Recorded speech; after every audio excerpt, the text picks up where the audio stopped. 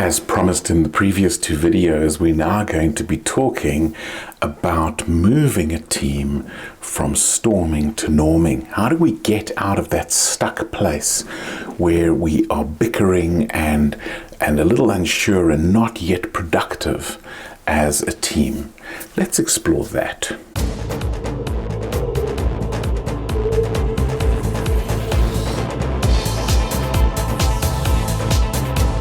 The quote that we have is a beautiful one. It comes from Thomas Crum, who said, "The quality of our lives depends not on whether or not we have conflicts, but on how we respond to them."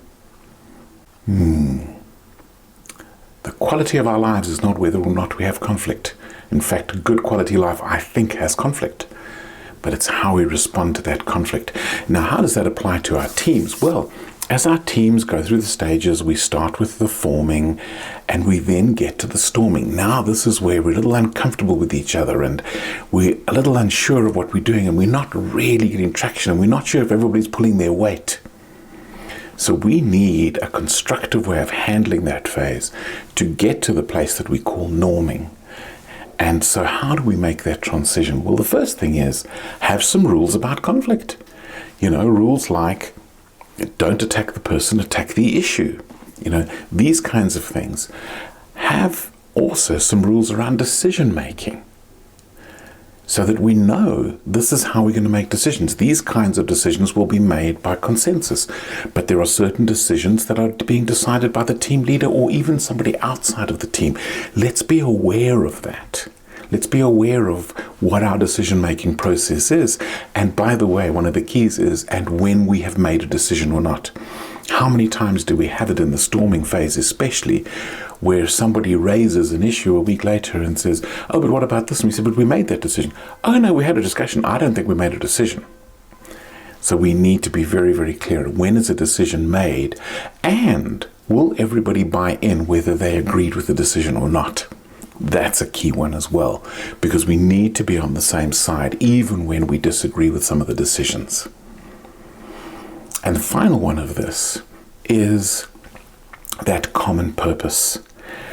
Because when we have the common purpose, and we talked about establishing this in the previous video, but when we have that common purpose, then we are opening ourselves up to have a standard by which we can move beyond things. We can say, is this conversation contributing to the achievement of that purpose or not?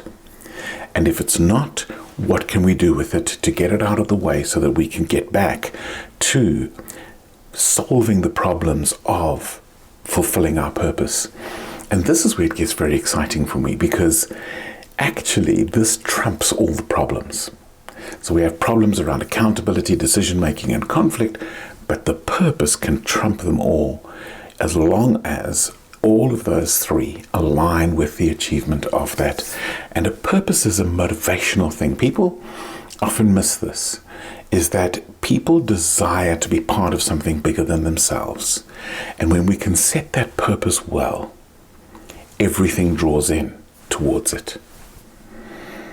So, where are you in the conflicts in your teams? You avoiding them?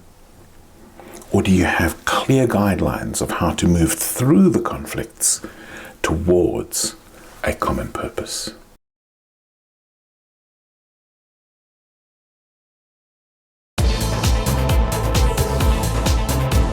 If you like this video, why not hit subscribe?